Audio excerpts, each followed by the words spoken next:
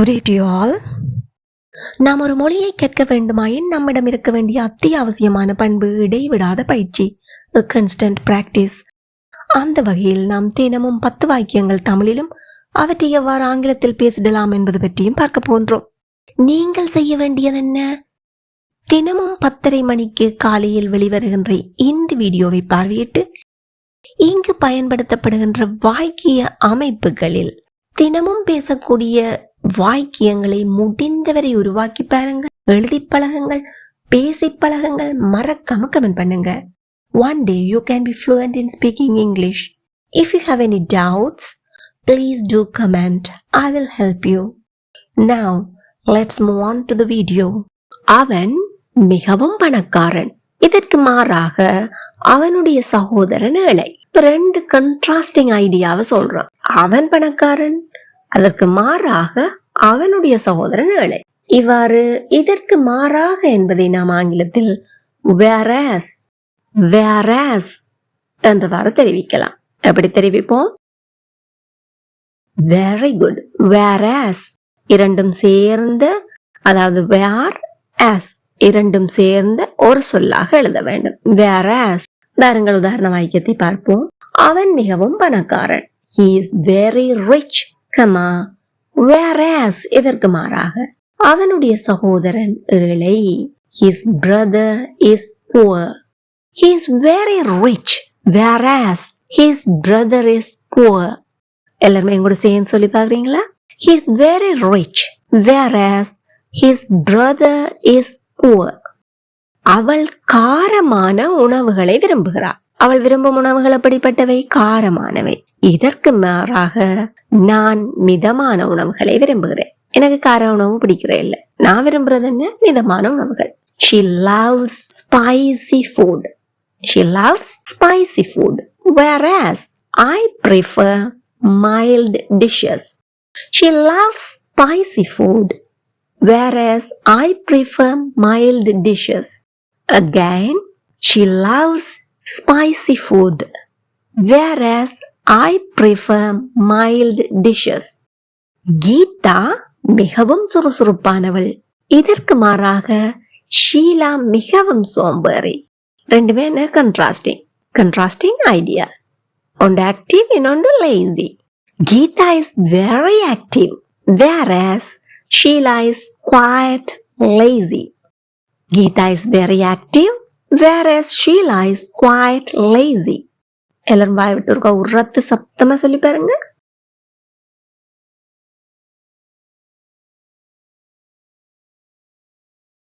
Splendid. Geeta is very active, whereas Sheila is quite lazy. நான் பகலில் வேலை செய்கிறேன். இதற்கு மாறாக அவன் இரவில் வேலை செய்கிறான். I work during the day, whereas he works at night.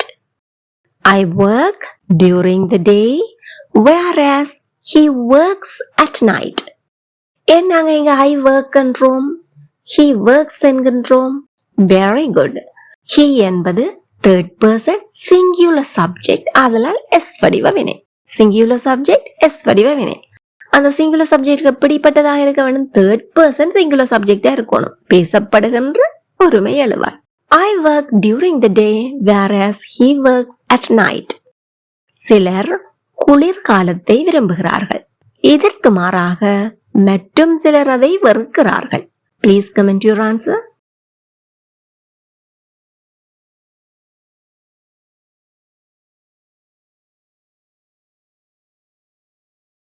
Well done. அவர்கள் கடுமையான ஒழுக்கத்தை நம்புகிறார்கள்.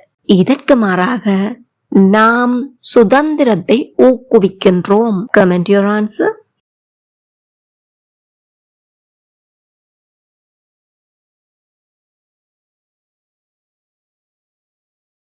Superb. அவள் வீட்டிலேயே இருக்க விரும்புகிறாள். இதற்கு மாறாக அவளுடைய கணவர் வெளியே செல்வதை விரும்புகிறார். Comment your answer.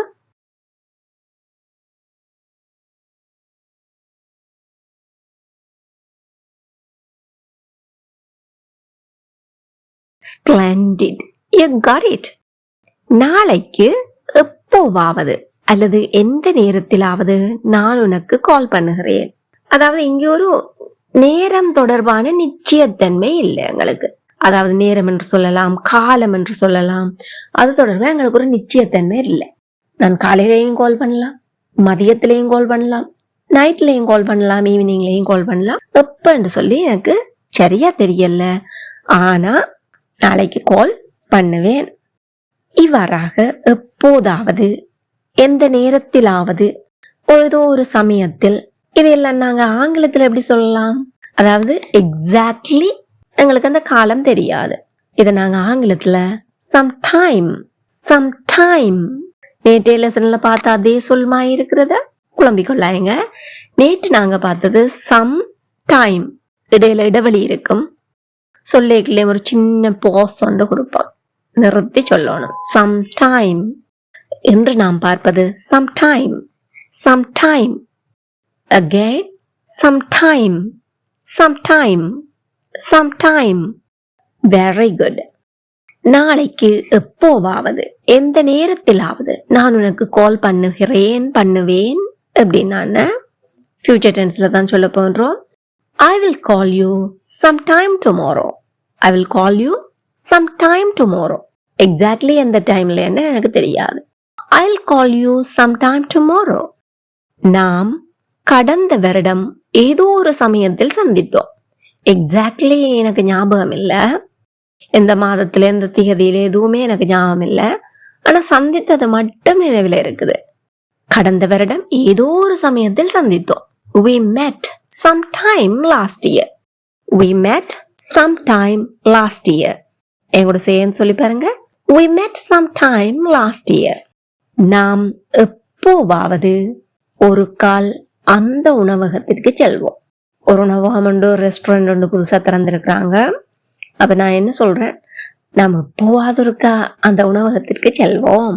இதை நாங்க ஆங்கிலத்துல எப்படி சொல்லலாம்? We should try that restaurant sometime. We should try that restaurant sometime. Again, we should try that restaurant sometime. நான் ஏதோ ஒரு சமயத்தில் அந்த புத்தகத்தை வாசித்தேன். Please comment your answer.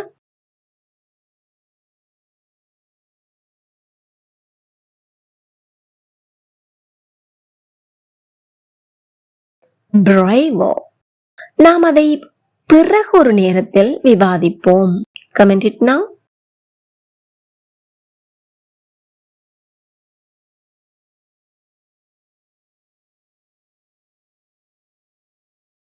Wonderful.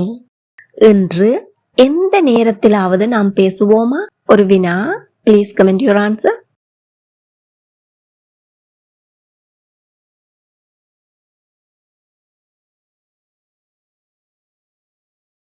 Superb. You got it. அவன் ஒரு உற்சாகம் மிக்க ஆளுமை கொண்டவன். இவ்வாறாக வண்ணமயமான, சுறுசுறுப்பான, உற்சாகம் மிக்க, உயிருள்ள, உயிர்ப்புள்ள போன்றவற்றையெல்லாம் நாம் ஆங்கிலத்தில் வைப்ரண்ட் என்னும் சொல்லை பயன்படுத்தி தெரிவிப்போம். இந்த வைப்ரண்ட் என்பது ஒரு அட்ஜெக்டிவ். வேறங்கள் உதாரண வாக்கியங்களை பார்ப்போம். அவன் ஒரு உற்சாகம் மிக்க ஆளுமை கொண்டவன். He is a vibrant personality. He is a vibrant personality. எல்லாரும் வாய்ட்டு சத்தமா இருக்க சொல்லி பாப்போமா? He is a vibrant personality. அந்த ஓவியம் வண்ணமயமான வர்ணங்களால் அல்லது வண்ணமயமான நிறங்களால் நிரம்பியுள்ளது. The painting is full of vibrant colors. The painting is full of vibrant colors. எல்லாரும் வாய்ட்டு இருக்க உறக்க சொல்லி பாருங்க. Well done. The painting is full of vibrant colors.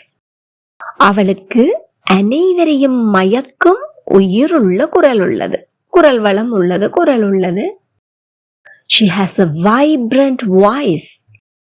She has a vibrant voice that captivates everyone. She has a vibrant voice that captivates everyone. எங்கூட சேர்ந்து சொல்லி பார்க்கறீங்களா? She has a vibrant voice that captivates everyone.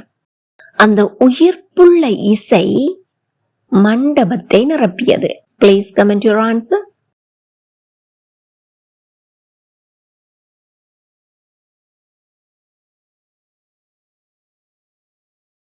Splendid. India அதன் வண்ணமயமான கலாச்சாரத்திற்காக பிரசித்தி பெற்றது. Comment your answer.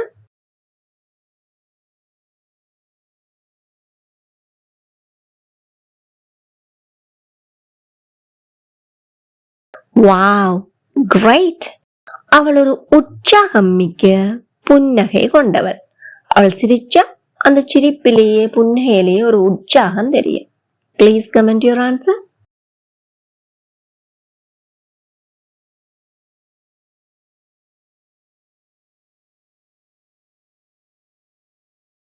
Amazing, you got it. இப்பொழுது நீங்க செய்ய வேண்டியது என்ன? Whereas என்பதையோ, sometime என்பதையோ, vibrant என்பதையோ பயன்படுத்தி நடைமுறை வாழ்க்கையில் பேசக்கூடிய ஆங்கில வாக்கியங்களை சிந்தித்து பாருங்கள், எழுதி பாருங்கள், பேசி பழகுங்கள், மறக்காம கமெண்ட் பண்ணுங்க. Then it will be helpful for other viewers, and if you have any mistakes or doubts, definitely I will help you. இந்த வீடியோ உங்களுக்கு ரொம்பவே பயனுள்ளதாக இருந்திருக்கும் என நம்புகிறேன். மறக்காம ஒரு லைக் பண்ணிட்டு முடிந்தவரை அனைவருடனும் ஷேர் பண்ணிக்கொள்ளுங்க. இதே போல மேலும் பல பயனுள்ள வீடியோக்களை பார்வையிட இந்த சேனலை இப்பவே சப்ஸ்கிரைப் பண்ணி அருகே உள்ள பெல் ஐக்கனை அழுத்தி கூடவே ஆல் என்கின்ற ஆப்ஷனையும் select பண்ணிக்கொள்ளுங்கள். Thank you for watching.